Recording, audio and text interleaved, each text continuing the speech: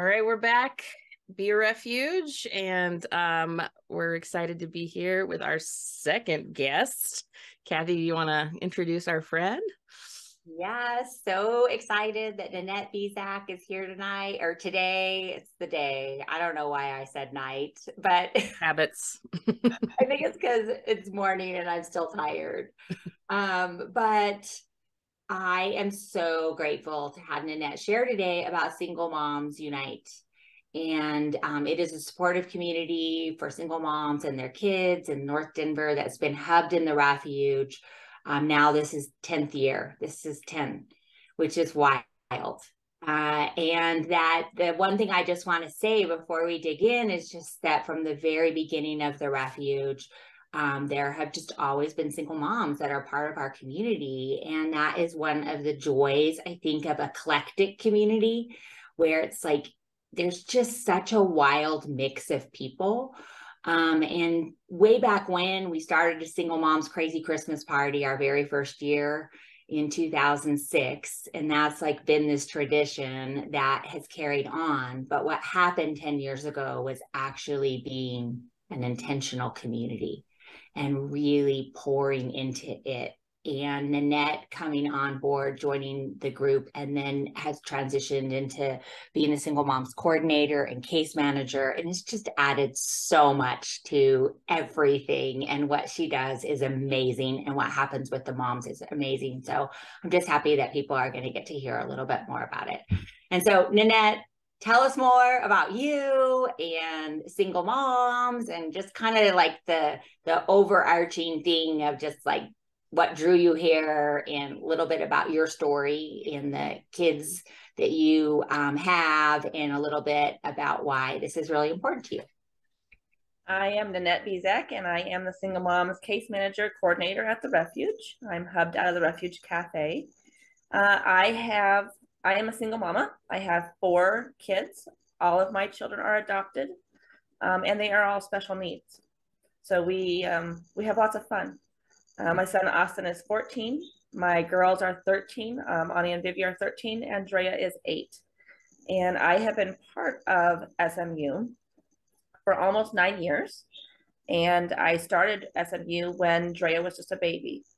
And so that's how a lot of the people in the group actually follow their timeline of like when they joined. They were like, hey, when was your baby here? How old's your baby? So I started, it's almost 9 years. She'll be 9 this month. And so I joined the group, and we always had amazing time. Don Hyken at the time was, and you were the co-facilitators of the group at that time, and we loved it. And then about 3 years ago, I took over as the volunteer coordination part of it and helped that move through with COVID. And then was really lucky to get on with a grant to become an actual paid position that has really propelled this group into a whole different direction. So I do 12 monthly support groups, and we have all kinds of different themes and activities that we do with those monthly support groups. And then we do all kinds of other extras on top of that. That's awesome. So I wasn't here. I think I came like 8 years ago. So I came like right after it all started. I don't know if you know like how it started, or Kathy, do you know the story of how it like I mean, you said there were kind of things going on all along the way that were more casual, but how did it kind of start as a more official as we get at the Refuge? And this is interesting because the very first year we had our single moms crazy. It was called like the Christmas tea or something, but it was Refuge style, and so we played games and did wild things, and then that group evolved really quickly to becoming the Single Moms Crazy Christmas Party. We just did our 17th one at the end of the year. Like that is a tradition. And Nanette knows this too. Like we see some people just once a year because things have changed in their lives. They might live in other places, but like they come back to that party because there is something so special about, especially in the Christmas season, that is hard to just be with other people. We play games and do naughty fun things that you normally don't do at anything that's related to a faith community, trust me. And then the kids make things for their moms, and the moms have a place to eat and get special things and laugh, like we belly laugh. So that was the start. And then when we were in the Grange, Deb Meyer is now in Denver, but she really worked hard in Broomfield for a little season of trying to cultivate community partnerships. And she was the one, honestly, that was kind of like, what if we took that event and like made something more consistent? And so Dawn Hyken and I'd always supported the event, and then a lot of single moms that have been part of the refuge since day one, just relationally. And then Dawn really stepped in, and then we experimented with a few gatherings, because we started doing a Mother's Day party, which Mother's Day is hard. It's a hard one. And so that was when, like, really right after that is when we moved into our facility, and Nanette came with Drea in a little infant carrier. And I mean, it makes me want to cry, honestly, just thinking about that moment and the kids, and now seeing, 9 years later, these amazing humans that have had this kind of support. So that's kind of the history of it. It evolved, and it was something that is like the refuge always does, experiments. And it was an experiment, and then it came together, and then evolved over time to what it is today, which has grown exponentially since Nanette came into the role that she did 3 years ago. That's really helpful. And then you came in about a year after that kind of formal thing started. How did you hear about I heard about it at Broomfield Days. Oh, okay. I found a flyer at Broomfield Days, and I had meant to come, and we were in a big transition in my family at that point, and then finally was able to come that following February. So tell us more, like, what it's like for you, and what your experience has been in, like, traveling, in your own story, and then with so many amazing, resilient moms in their kids. Like, what is that like for you? So being a single mom is not an easy job. You definitely have to be able to juggle a lot of things and be able to hold a lot of really difficult situations by yourself. And I chose to be a single mama. I adopted all my kiddos by myself, and I love every moment of it, even if it's really, really hard when you have 3 teenagers. But it is really a very rewarding and fulfilling place to be. But you definitely have to be kind of a superhuman to be able to manage it all. And so seeing all of my other mamas and seeing what they do and how they carry things is really inspiring, because not everybody understands that you are the pickup and drop off. You are the cook. You are the maid. You are the bread maker. You are all of the pieces. And at the end of the day, you don't have somebody else to talk to, process with, and help you work through some of those situations. And that can be really lonely, and it can be really hard. So finding kind of a community of solidarity where it's like, you don't have to explain. You're like, you get it. You get it. The mamas walk in and they're like, oh, somebody understands what I'm going through. I don't have to explain to somebody how hard it is, or they tell me, some situation, and I automatically know everything else that's on their plate, and I can sympathize and empathize with what they're carrying. It's really beautiful. Yeah.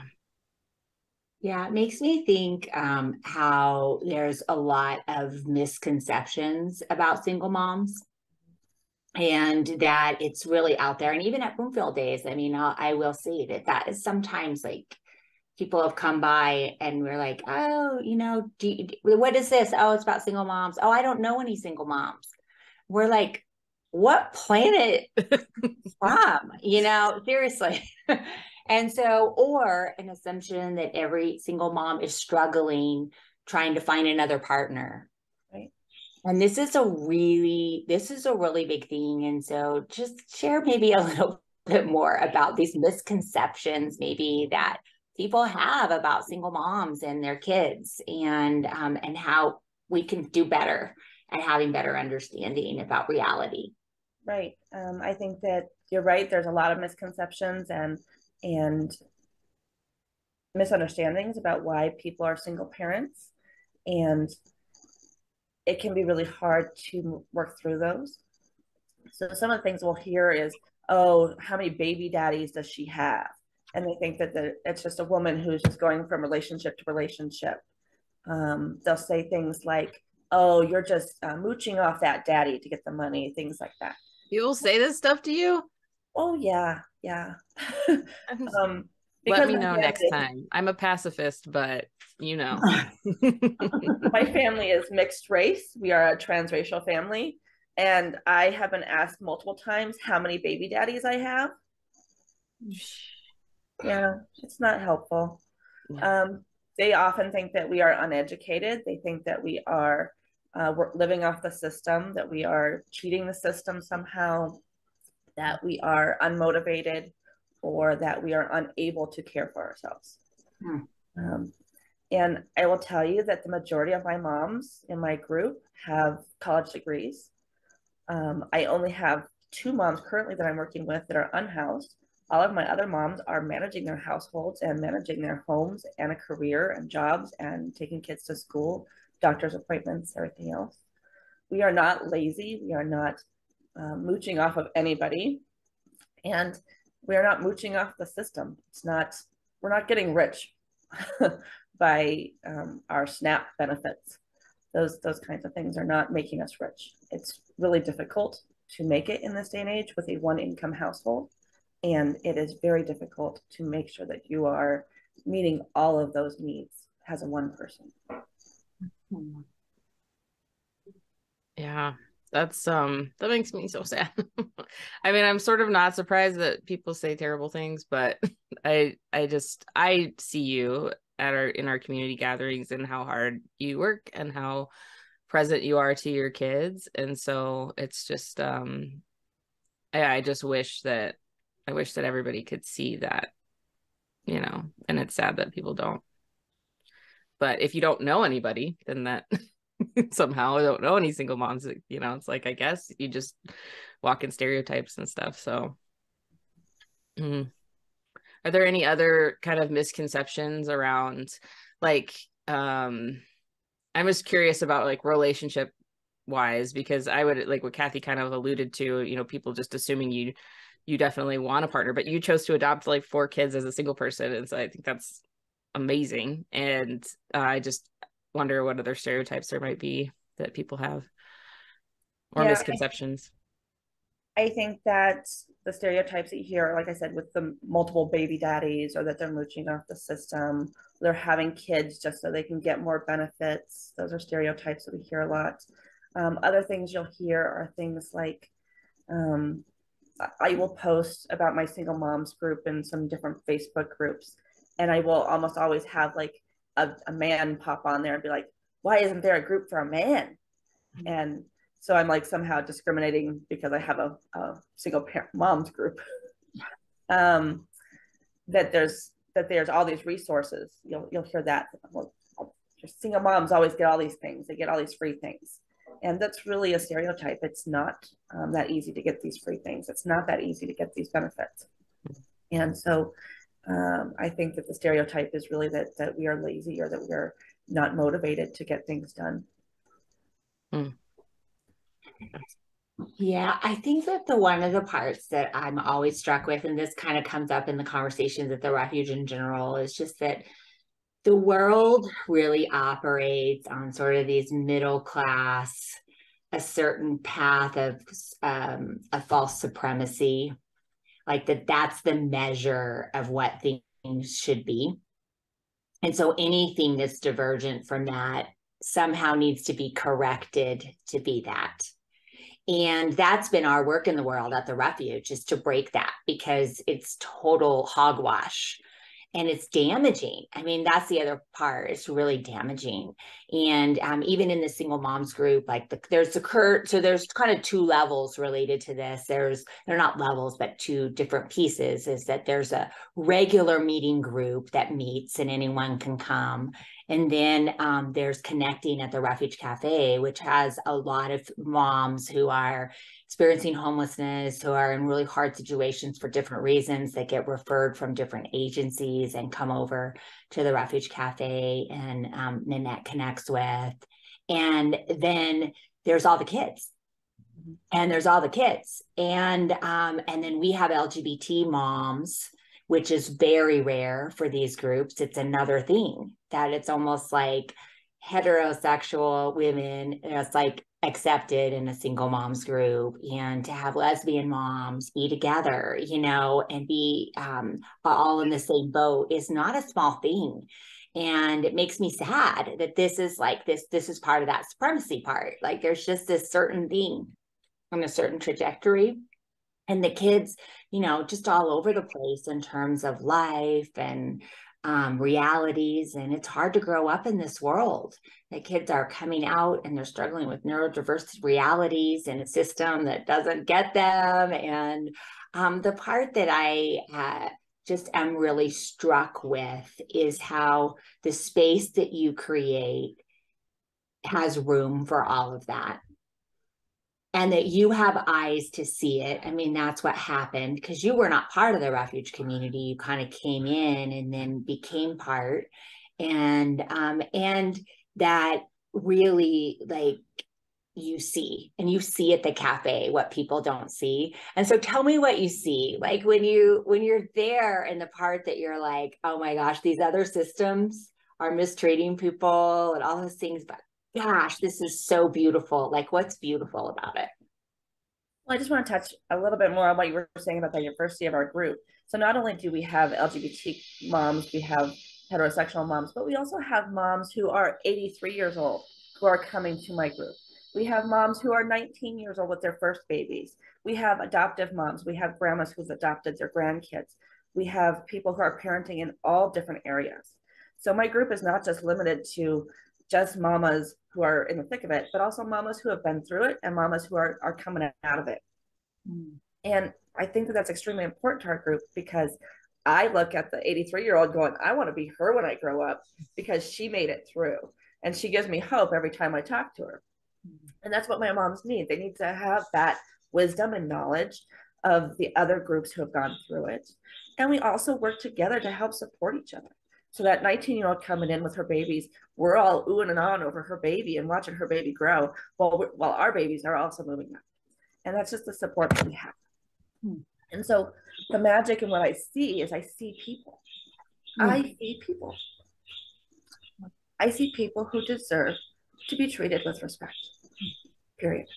It doesn't matter where you're at. If you're homeless, if you're living in your car, it doesn't matter if you're Black, white, Asian, if you're trans, or if you are LGBTQ, it doesn't matter. We are all moms in the thick of it, and we are all dealing with tough shit. And if I can help lift you up, then that's what I'm going to do. That makes me cry too. It gives me chills, and it makes me cry, and it makes me grateful. You create that space, and that you see. So if there's like a single mom listening, maybe in Denver, but also maybe far away, like, what do you have any like words of encouragement or thoughts that you would want to share with them? I have lots of words. Yeah. I think the one that I say the most to my moms is, you are enough. You are enough. You don't have to measure up to anybody else's standards. You don't have to do something because somebody expects it of you. What you are doing is enough. I want my people to know that they are cared for, loved, and cherished, and that the work they're doing is hard, and I see it. Being a single mom is not easy. I want them to know to reach out. There are groups and there are people who do understand. And if they can't find it, call me. I'll talk to them. I don't just work with just our moms in Broomfield. I have moms from Brighton, Arvada, Boulder, Erie, Lafayette. We're kind of all over the place. And I'm willing to help out whoever needs it. And so if you need help, reach out. I'm here. And I think that what is important is that a lot of times people just expect you to be able to handle things. And so they'll say, here's this application for whatever resource you might need. Fill this out. Sometimes when you're in the thick of it, sometimes it's really daunting. Sometimes you just can't even get there that day. And so I can come alongside you and I can help you with that application. I can help you get through those steps. Has a team, has a partner, has a friend, because that's what we all need. Sometimes those tasks are just too big. And if you're all alone doing it by yourself, it's hard. Yeah. Sometimes it's hard to even get a shower. So it's like, how am I supposed to fill out this form and people running around and yeah.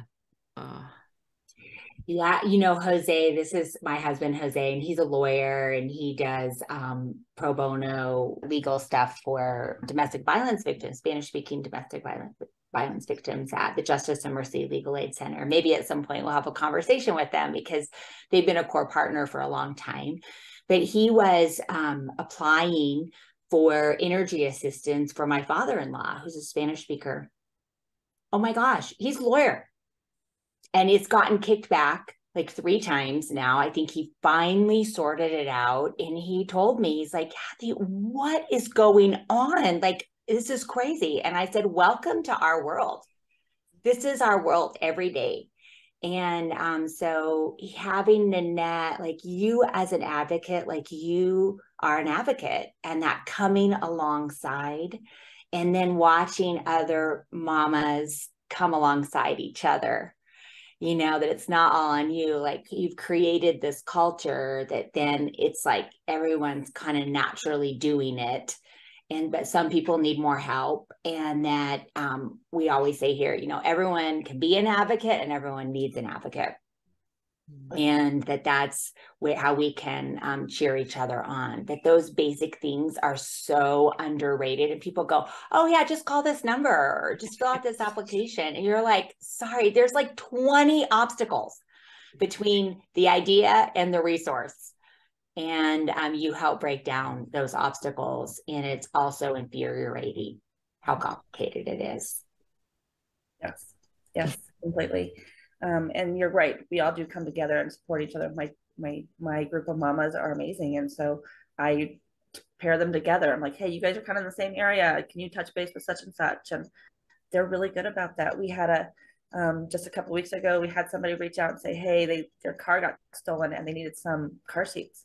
And so I put it out to my mamas and I said, hey, does anybody have any left? And you know, everybody on my text message blasts, I'm looking in my garage right now. I got this on this way. I got this here. And it was just really neat to see how they all came together to support somebody we didn't even know, but we were willing to work together to get that mama taken care of. And that's just what we do. Oh, it's so good. It's so good. So I just thinking of that phrase, like it takes a village. And so, you know, I know you're doing a ton, but there's also like other organizations and groups that are helping. And I'd love to hear some about that and just kind of the connections you've made in the wider community to help sustain this. Right. So I work very closely with several different organizations that also work to help single parents. So I work very closely with the Precious Child. So I can do referrals up there for any of my moms who are in need of any type of services. And that's a pretty easy resource that's just right up the street from us. And they're very helpful. They have helped us with a backpack drive and with Christmas presents and things like that in the past. They're a great community partner that we have. I also work with Hands of the Carpenter, which is a single mom's resource. And they're in Golden and now Aurora, I believe, but they also will work with our moms from up here in Broomfield. And they can help with car repair. They can also help getting moms into new and more reliable cars. So they have a really neat program for working single moms. And they are a great resource for us as well. I also work closely with Be the Gift. Be the Gift is an organization that comes out and does home repair for our single moms. So they can come out and do an evaluation in the home and find out what resources and what repairs are needed in the home. So they can help. They've helped with a hot water heater. They've helped with putting in new floors. They've helped rebuilding fences. They have helped do yard work and things like that moms just couldn't get to. They can do a lot of different things, and they are delightful to work with. So we're really glad to have them as part of our team. And then I also just work with a lot of different local agencies and local partners. So we work with some local churches that come in and help support our little single moms group. So, you know, we have a particular church who comes in and does the food for all of us, and they are amazing. So every month when we have our support groups, we have food for the kids and we have food for moms. And that is it's a small thing, but it's a huge thing. To be able to come in and have a good meal and to know that your kiddos are in the back getting food really makes it a big deal. Also just community partners that come in and volunteer to donate things to us and give things to our agencies is just really a huge piece. So we are just thankful for all the different organizations that we work with. We also work with Staying Automotive. They help us with doing car oil changes for our single moms. So we just have a lot of different places that we can reach out to and work with. We work with Fish, we work with the Broomfield Library, we work with the Workforce Center. I mean, the list is, oh, go ahead, I was just gonna say that's a lot. I was about to say the same thing. Yeah, and that's not all of it. I mean, that's what's crazy. There are so many things, and it kind of points to, though, it wasn't always like that. It really, it didn't have that until it had somebody more singularly focused on it. And it doesn't mean that what it was before wasn't important and all those things, but it does point to something that I do want to say is like what a gift it is to have that passion and juice and ability to really focus on it and be the person that helps nurture these connections. And then like on churches, like this church, Family in Christ Church, they're an amazing group. And the reason why I want to say something about them that's significant is that lots of people do want to help at Christmas and in some of these like holiday times, which we appreciate. I mean, it's always a gift. Anything is a gift. But there is nothing like consistent support. And their community went through a really important discernment process on a local mission to contribute to. And, you know, the Refuge is a wide and open and inclusive, progressive community. And so sometimes there are certain other theological differences that we might have with churches, and it's no big deal as long as people know where we're coming from and then they feel comfortable. And they went through the most beautiful process to really discern that, and they landed together as a community that the Refuge was one of their local missions. They have a couple, and they came to play.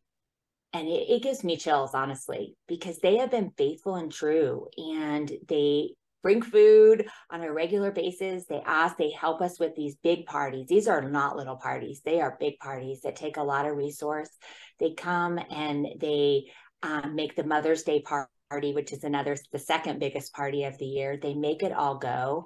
And so I just want to say like how much respect I have for that, because they don't get in the way, and they don't try and like do it their way. They say, what do you need, Nanette?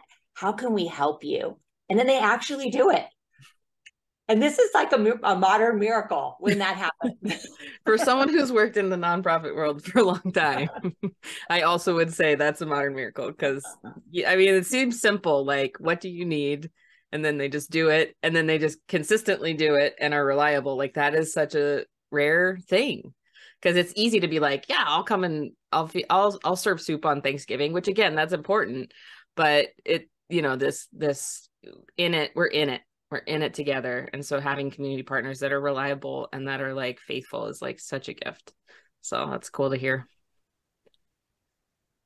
Yeah. So what do you need the most? Like, where's the biggest gaps before we wrap up?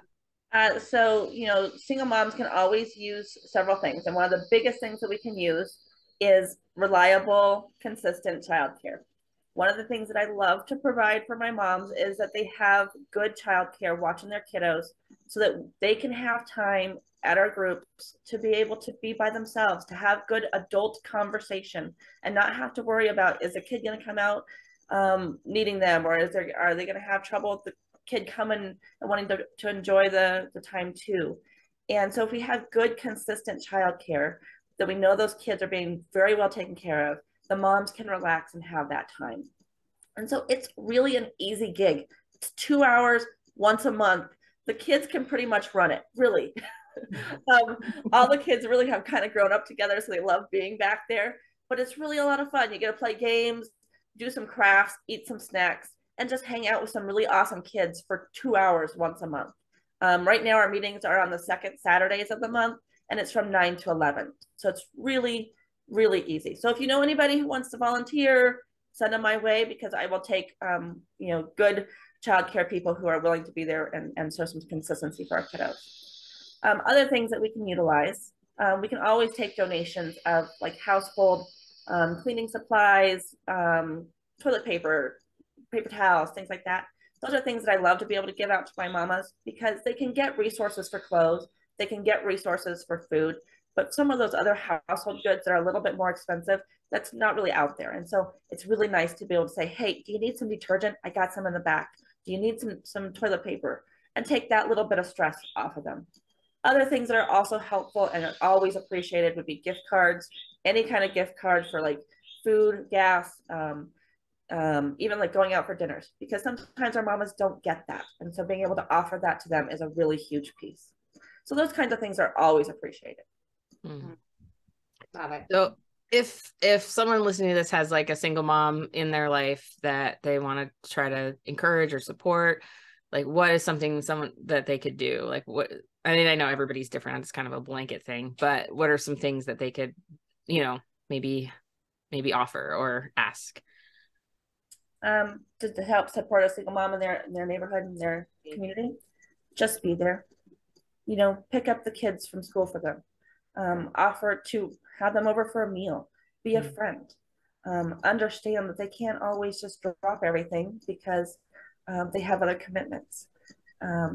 Showing up, just consistently showing up in their life and understanding that they're in a different place. That's the biggest piece. So good. I am so glad that people are going to get to hear this, honestly. And so thank you, Nanette, for just everything that you do. And oh my gosh, the moms are amazing. And to me, one of the most favorite things is when at the Refuge Cafe, when people come in and they don't even know what the refuge really is. There's someone sent them over there to get some food or a shower, and then they end up being able to talk to another single mom and sit there and eat and have an option to be part of an amazing community. And just like you said, just have someone that it's like, no matter what, you don't have to say the 10 things, and that is a gift. All righty. Rapid fire questions. Ready? Are you ready? They're not super complicated. They're not, but they're sort of fun. And sometimes it's like, what? Okay. Want to go first, Joe? Sure. Okay. What is one word that best describes the refuge to you, Nanette? Family. Family. Oh, she's good. All right. Let's... You've got it. I keep connecting with the Refuge community because they're my family. I'm stuck with them. The most irritating part of the refuge is? Okay, they're my family. Yeah. I love it. This is totally it. Last one, being part in whatever way of the refuge has helped me build connections. Love it. Love it. Love it. So good. I know. Was there any last thing you want to say before we do our little close that we do as we close out Be a Refuge? I just want to say thank you for all the support for that the refuge does give to us as a single mamas, and that we have the wonderful space to be able to have this opportunity. And just thank you to everybody out there who's listening, and just keep us in mind, because we're out here. And if you know somebody, send them my way. Yeah, sure to have fun. Oh my gosh, I want to say they do so many cool special events. They're so fun and interesting. And I've walked into a few of them and just gone, this is so cool. So with that, we always close with our little ritual that we kind of do at a lot of our gatherings, not always, but just from this conversation today, I'm leaving with a little more or a little less. ... A little more peace. Mm-hmm. I'm leaving with a lot more insight into what y'all do, and just gratitude for your presence in our community. And the word that I had was the same as Joe's. It's just gratitude for a space and the love and the connection over the long, long story. Just so thankful for it. All righty. Well, thank you for coming, friend. And everybody out there, let's be a refuge.